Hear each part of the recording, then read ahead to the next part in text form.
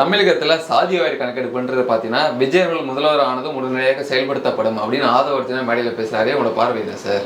எதுக்கு இதெல்லாம் தேவையில்லாத வேலை? 2026 சென்சஸ் எடுக்க போகிறாங்க. அக்டோபர்லேருந்து இந்திய அளவில் அதை எடுக்க போகிறாங்க. சாதி ரீதியாக எடுக்கிறதுக்கு தான் முடிவு பண்ணியிருக்காங்க. 2011 சாதி ரீதியாக தான் எடுத்திருந்தாங்க, வெளியிடலை, அவ்வளோதான். தகவல்கள் முன்ன பின்ன இருந்ததுன்னு சொல்லி வெளியிடலை. இந்த முறை எடுக்க போகிறாங்க.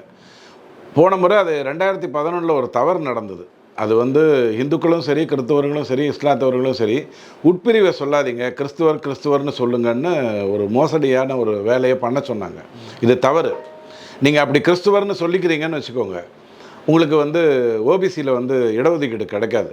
அதே நீங்கள் ஒரு குறிப்பிட்ட குலம் சார்ந்தவர் அல்லது ஒரு குறிப்பிட்ட இடம் சார்ந்தவர் அப்படின்னு இருந்ததுன்னா உங்களை ஓபிசியில் கொண்டு வர முடியும். இதெல்லாம் தெரிஞ்சுக்காமல் இந்த முட்டாள்கள் சொல்கிறத வச்சுக்கிட்டு கிறிஸ்துவர்னே சொல்லிக்கோங்க, முஸ்லீம்னே சொல்லிக்கோங்க, இந்துக்கள்னே சொல்லிக்கோங்கன்னு சொல்லி நிறைய கன்ஃபியூஷன் வந்தது. அதை இந்த முறை தகர்த்தெறிவாங்கன்னு நான் நினைக்கிறேன். இந்த முறையும் அதை சொல்ல ஆரம்பிச்சிட்டாங்க. ரொம்ப தப்பு. 5 தலைமுறைக்கு முன்னாடி எல்லாரும் இந்துக்களாக தான் இருந்தோம். கேள்வி குலம் தான். நீங்கள் எந்த குலம் சார்ந்தவர்கள், குல தெய்வம் உங்களுக்கு என்ன, அதுதான் அடிப்படை.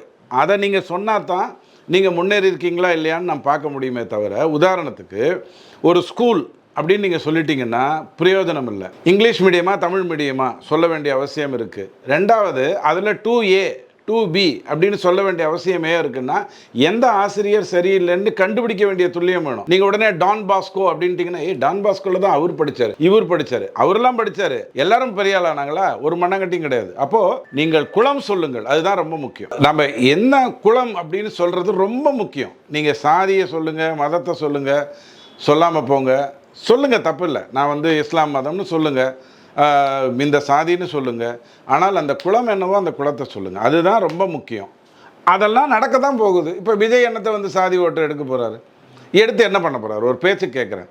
தமிழ்நாடு பூரா வடக்கு மேற்கு மாவட்டங்கள்லாம் வளம் கொழிக்குது. கிழக்கு தெற்கு மாவட்டங்கள் வளம் கொழிக்கலை. ஏன் வளம் கொழிக்கலை? இவர் சார்ந்த தேவாலயங்கள் தான் அங்கே வறுமை இருந்தால் நல்லது, அந்த வறுமை இருந்தால் தான் கன்வர்ஷன் நடக்கும்னு சொல்லி இன்றைக்கி இல்லை, 60-70 வருடமாகவே கிழக்கு தெற்கு மாவட்டங்களில் வளராமல் பார்த்துக்கிற நல்ல விஷயத்தை பண்ணிக்கிட்டு தான் இருக்காங்க. நான் ஒரு மதத்து மேலே குற்றச்சாட்டில், எல்லாருமே அந்த தப்பை பண்ண முடியும். ஆனால் இவர் சார்ந்தவங்க தான் அங்கே பிரதானமாக இருக்காங்க. ஏன்னா அங்கே துறைமுகம் இருக்குது. துறைமுகம் தன்னுடைய கட்டுப்பாட்டுக்குள்ளே வரணும், தான் சார்ந்த மக்களுடைய கட்டுப்பாட்டுக்குள்ளே வரணும்னு பண்ணுறாங்க. இவர் ஓபிசி எஸ்சி எஸ்டின்னு எடுத்துகிட்டு என்ன பண்ண போகிறாரு? 50% மேலே கொடுக்க போகிறாரா? அல்லது 69 நம்ம ஏற்கனவே கொடுத்துக்கிட்டு இருக்கோமே, அதில் ஏதாவது போய் பண்ண போகிறாரா? இதெல்லாம் தேவையில்லாத ஒரு விஷயம்.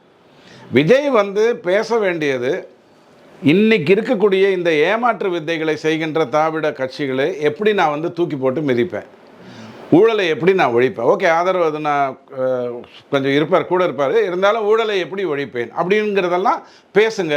உங்களுக்குன்னு வாக்காளர் இருக்காங்க, நீங்கள் எதை சொன்னாலும் கேட்குறதுக்கு ஆள் இருக்காங்க. ஒரே ஒரு தேர்தல் தான் உங்கள் மேலே லேபிள் ஓட்டுறதுக்கு. 8%, 10%, 20%, நோ சீட்டா, 2 சீட்டா, 3 சீட்டாங்கிறதெல்லாம் ஒரு தேர்தலில் முடிஞ்சிடும். ஆல்ரெடி நிறைய தப்பு பண்ணிட்டீங்க கூட்டணிக்குள்ளே போகாமல். இப்போ கூட உங்களுக்கு 82 லட்சம் வாக்கு வருவதற்கு அதிகபட்சம், உச்சபட்சம் வருவதற்கு வாய்ப்பு இருக்குது. அதை சீட்டாக கன்வெர்ட் பண்ணுறதுக்கு என்ன பண்ண முடியுமோ அதை செஞ்சு பண்ணுங்க. அனைத்து கட்சிகளுடைய வாக்குறுதியை வெளியிட்ட பிறகு தாவேகா தன்னுடைய வாக்குறுதிகளை வெளியிடும், அது மக்களை வைக்கும் வகையில் இருக்கும் அப்படின்னு சொல்லி தப்பு இல்லைங்க. புளி பதங்கிறது பாய்கிறதுக்கு தான் ஒரு டயலாக் ஏற்கனவே இருக்குது. அது எந்த புளி, சாம்பாரில் போடுற புளியா காட்டில் இருக்கிற புளியாங்கிறதெல்லாம் அப்புறம் தானே தெரிஞ்சிடும். அது ஒன்றும் பிரச்சனை இல்லை, ரெண்டுமே உபயோகமானது தான், அது வேறு விஷயம். ஸோ வாக்குறுதியை கடைசியாக கொடுக்குறேன், முந்தி கொடுக்குறேன்னு சொல்லிட்டு கதை விடுறதுல என்ன இருக்குது? யாரெல்லாம் என்ன கதை விட்டாங்களோ அந்த கதைக்கு மேலே ஒரு கதை நான் விடுறேன் அப்படின்னு சொல்கிறதுல ஒன்றும் தப்பே கிடையாது. அது ஜனநாயக உரிமை தான். மாநிலத்தை டெல்லியில் இருப்பவர்கள் அடகு வைப்பதில் தான் இபிஎஸ் முதலாளாக இருக்கிறார் அப்படின்னு சொல்லி கனிமொழி விமர்சிக்கிறாரு. பாஜக மறைமுகமாக ஒரு அடகு வைக்கணும்னா எதனால் வைப்பாங்க? உங்களுக்கு பண கஷ்டம் இருந்தால் தானே நீங்கள் போய் அடகு வைப்பீங்க. உங்கள்கிட்ட நிறைய சொத்து இருக்குன்னு போய் அடகு வைப்பீங்களா? அது லாக்கரில் தானே வைப்பீங்க. இப்போ கனிமொழி அம்மாலாம் லாக்கரில் தான் வச்சுருப்பாங்க. தமிழ்நாடு மோசமான கடன் நிலையில் இருக்குது. இதை கொண்டு போய் யார்கிட்ட நான் அடகு வைக்கணும்? சேட்டுக்கிட்ட தான் அடகு வைக்கணும். யார் சேட்டு? உங்கள் பாஷையில் சொல்லணும்னா வடக்கில் இருக்கிறவன். இவ்வளவு தானே உங்கள் கேள்விக்கான லெவலுக்கான பதில் நான் இதை சொல்கிறேன். இப்போது அவங்க போய் அடகு வைக்கிறாங்க அப்படின்னு சொல்கிறீங்களே, நீங்கள் போய் வாங்கிட்டு வந்தால் கொடுக்க மாட்டேன்றாங்கன்றீங்க.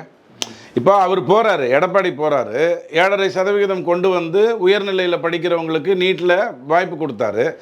எந்த வேளாண் சட்டத்தை நீங்கள் பஞ்சாபில் எதிர்த்தீங்களோ அந்த வேளாண் சட்டத்தை 2019 கொண்டு வந்து சாதிச்சார்.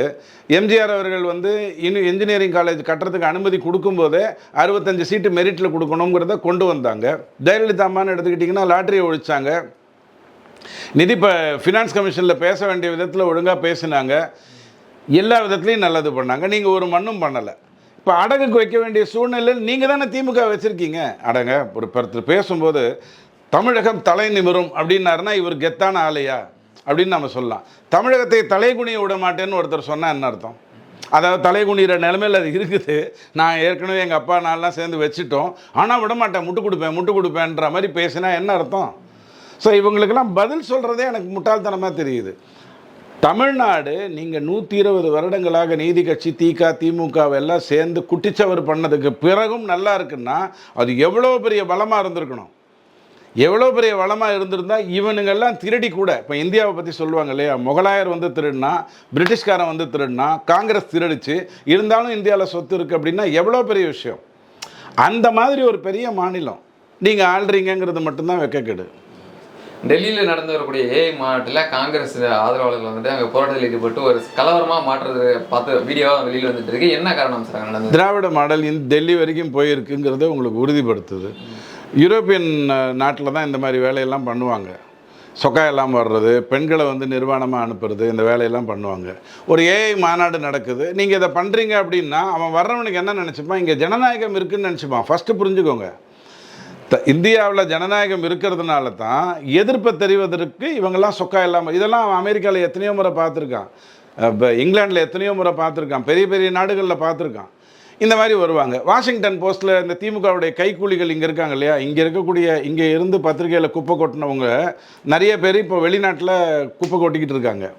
இவனுங்க உடனே அதை பப்ளிஷ் பண்ணுவாங்க, பெருசாக போடுவாங்க. இதுதான் உங்களுக்கு திருப்தி வரும். இந்தியாவில் வாக்கு வருமா? வராது.